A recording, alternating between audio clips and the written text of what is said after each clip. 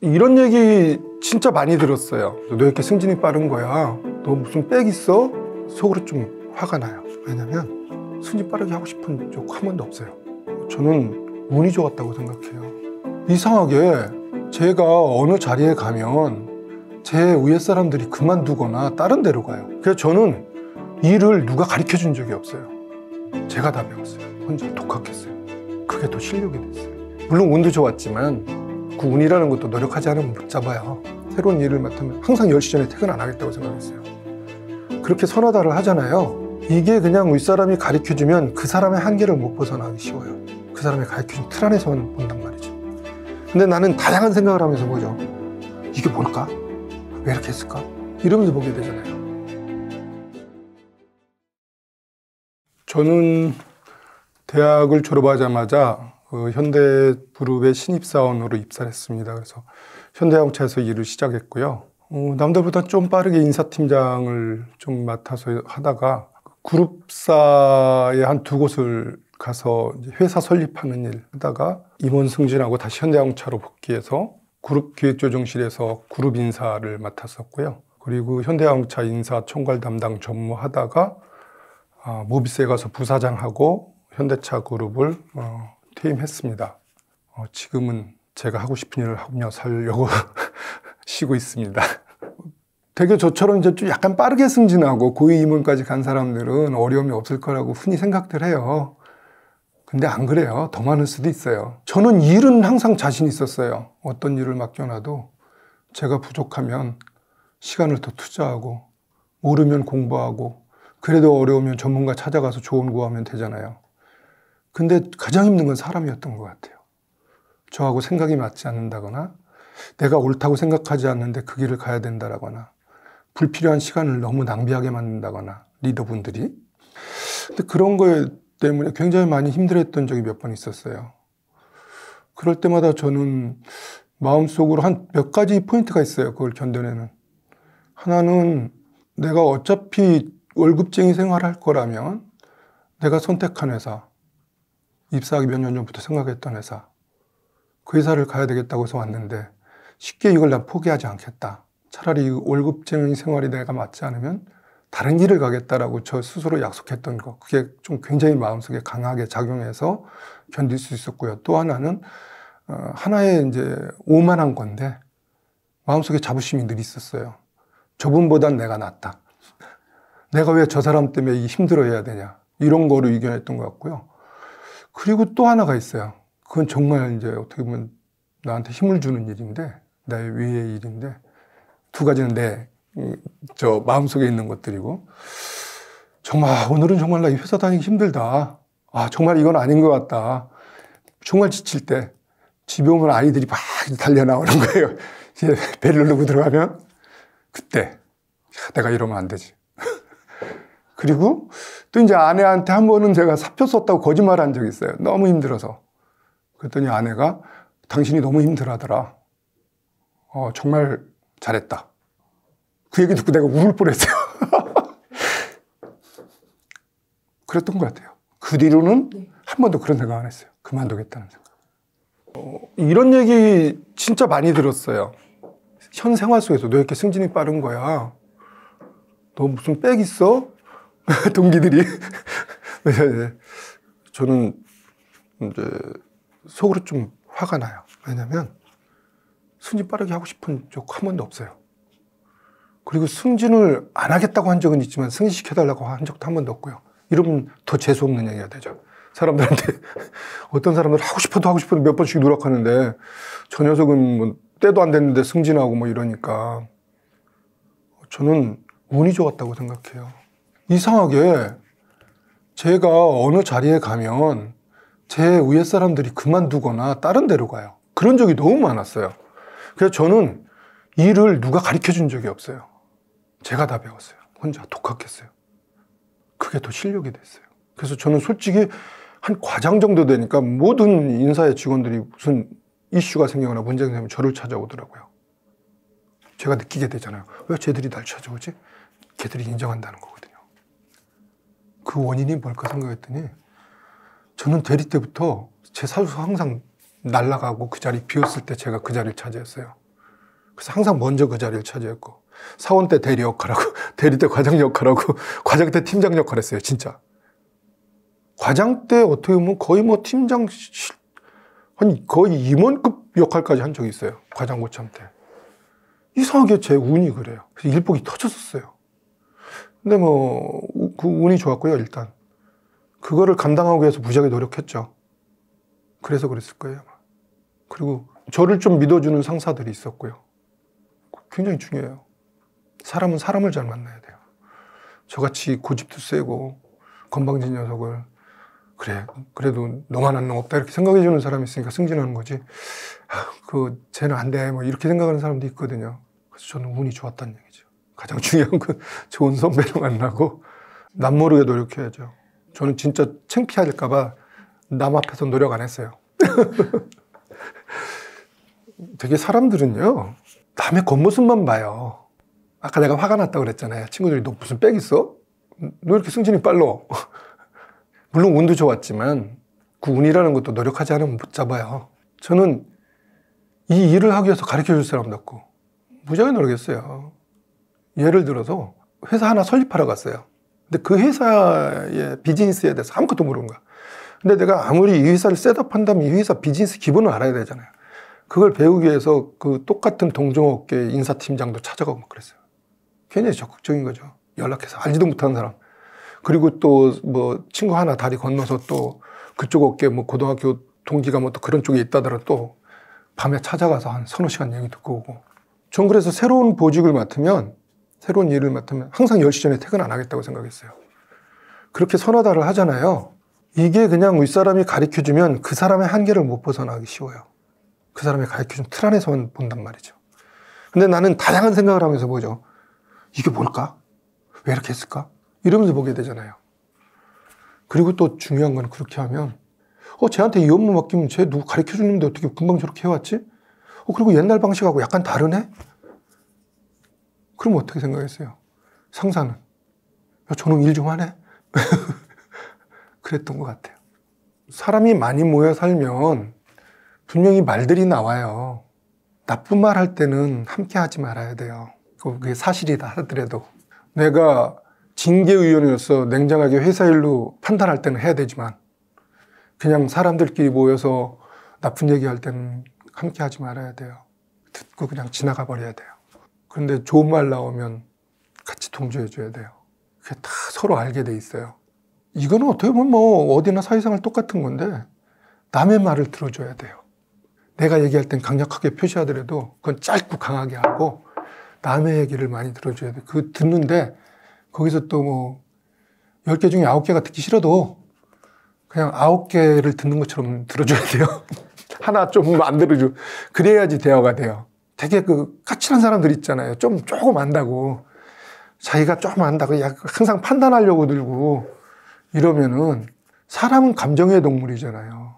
그게 쌓이면 어떻게 생각하겠어요? 너 잘났어 임마. 이거 뭐냐면 너 조금 아는 건 인정하지만 너 훌륭하다고는 생각 안 해요. 안 그래요? 같이 일하는 조직인데 제가 막 정말 일이 바빠서 누가 나한테 물어보러 오면 한 번도 야 다음 얘기하자 막 이렇게 해본 적이 없어요. 아무리 바빠도 일단 들어보고 나 지금 이제 이 일을 마무리하고 다음에 답변 줄게 뭐 이렇게 하는 거하고 야 됐어 그래 듣지도 않고 가는 거하고는 엄청난 차이죠.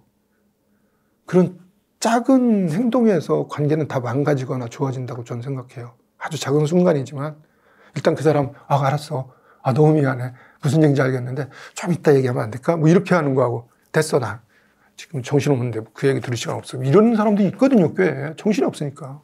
그리고 또 하나는 기본적인 가장 중요한 건 신뢰죠. 관계는 난 신뢰라고 생각해요. 아무리 작은 약속도 지켜야 돼요. 신뢰가 있으려면. 약속을 함부로 하면 안 돼요.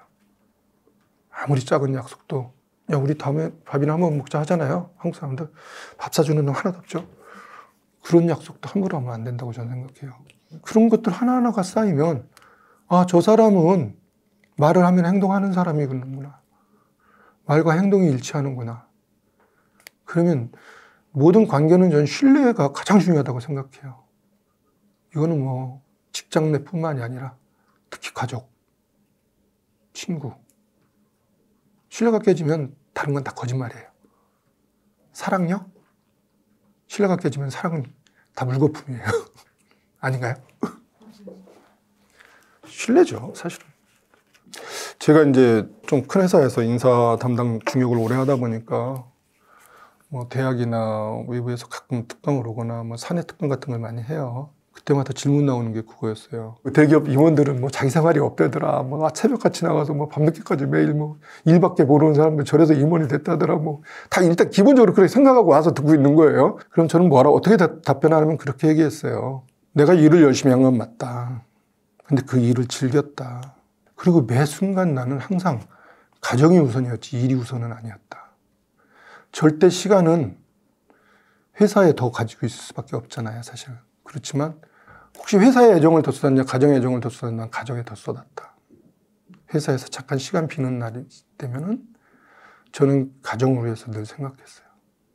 물론 직원들하고 뭐 불러서 이야기도 하고 그랬지만 그래도 시간이 좀 빌 때 있잖아요. 아무리 바빠도. 그러면은 그런 때 항상 우리 큰아이가 이번에 뭐 학교 입학을 하는구나. 선물은 뭐 사줄까. 내일 이번에 우리 와이프 생일이구나. 지난해는 이런 선물 사는데 이번에 무슨 선물 사줄까? 만약에 어디서 뭘 살까? 이런 고민해요. 그 짧은 순간에. 그리고 예를 들어서 새로운 카렌더가 나왔어, 내년도. 이거 뭐 제가 했던 얘기 그대로 하는 거예요. 그럼 카렌더 쭉 보고 5월 달에 연휴가 6일이네? 그럼 이때 가족들을 데리고 어딜 갈까? 그걸 6개월 전에 다 짜요. 비행기표 사고 호텔 예약하고 진짜 그랬어요. 그러면 저는 보면 바쁘게 사는 걸 알잖아요, 가족들이. 가족들이 더 좋아하죠. 절대 시간을 집에 많이 가지고 있다고 이 사람이 가정생활 잘하는 건가요? 아닐 수 있죠. 일을 열심히 한다고 가정에 소홀히 한다? 그건 나는 잘못됐다고 봐요. 절대 시간의 문제로 일을 열심히 하면 그렇게 이분법적으로 생각하는 건 잘못됐다고 보고요. 내가 정말 이 일을 열심히 하는 게 본질은 어디에 있느냐? 내 가족과의 삶, 행복, 그리고 사회적 성취도 있겠죠, 물론. 근데 난 사회적 성취가 부동으로 따지면 가정보다 사회적 성취 쪽에 있다라고 생각 한 번도 해본 적 없어요. 언젠가는 회사는 그만두고 돌아가야 될 것이라고 생각했지, 집으로. 결국은 가족들을 좀 편안하게 하고 좀 더 낫게 만들기 위해서 사회에 나가서 열심히 일하는 거지, 그게 뒤집어져 있지는 않다고 생각했어요. 글쎄요, 뭐 제가 일하면서 열심히 했기 때문에 뭐 수많은 흔적들이 있겠지만 기업이라는 것은 항상 경영 환경에 따라서 바뀌는 것들이에요. 제도도 바뀔 수 있고요. 어떤 그때그때 방침도 바뀔 수 있고요. 그래서 난 그런 거는 그때그때 바뀌는 거라 그렇게 중요하다고 생각을 안 해요. 이 일을 할 때 내가 어떤 생각으로 했냐, 그 본질이 뭐냐, 이 일을 대하는 태도가 어땠냐, 바라보는 시선이 어땠냐가 훨씬 더 중요하다는 거죠. 그냥 보여주기 위한 일, 내가 뭔가 이걸 마무리하기 위한 일, 이렇게 일을 하면 전 회사에 크게 도움 안 된다고 생각해요. 쉽게 말하면 미봉책에 가까운 일들을 하게 된단 말이죠. 당장 윗사람한테 보여주기 위한 일이 될 수도 있고요. 진짜 유산으로 난 내가 바라는 거예요. 사실인지는 모르지만. 정말 나랑 같이 일했던 친구들이 그 사람한테 이건 정말 내가 배웠어. 일을 하는 방식이나 태도, 회사를 바라보는 시선, 동료들과 협력하는 관계. 당장의 내 이익보다는 좀 길게 보고 내가 당장 힘들어도 이게 옳다는 일을 위해서 참고, 이런 것들이 오히려 저랑 같이 일하는 사람들, 일을 대하는 태도나 마음가짐, 이런 게 훨씬 더 큰 유산이 돼야 된다고 생각해요. 저한테는 회사는 보물창고였어요. 제가 노력만 하면 보물을 언제나 얻을 수 있는.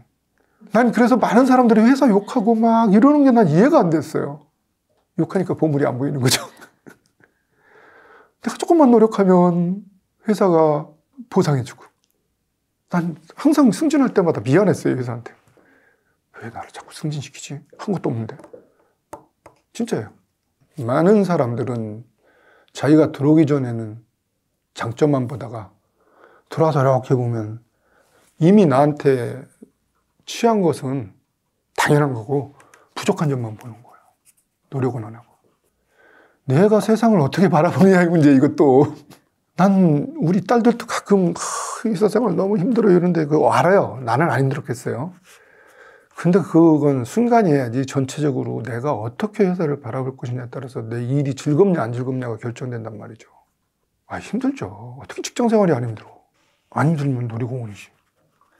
그죠? 놀이공원은 돈 내고 들어가잖아요. 회사는 돈 받잖아요.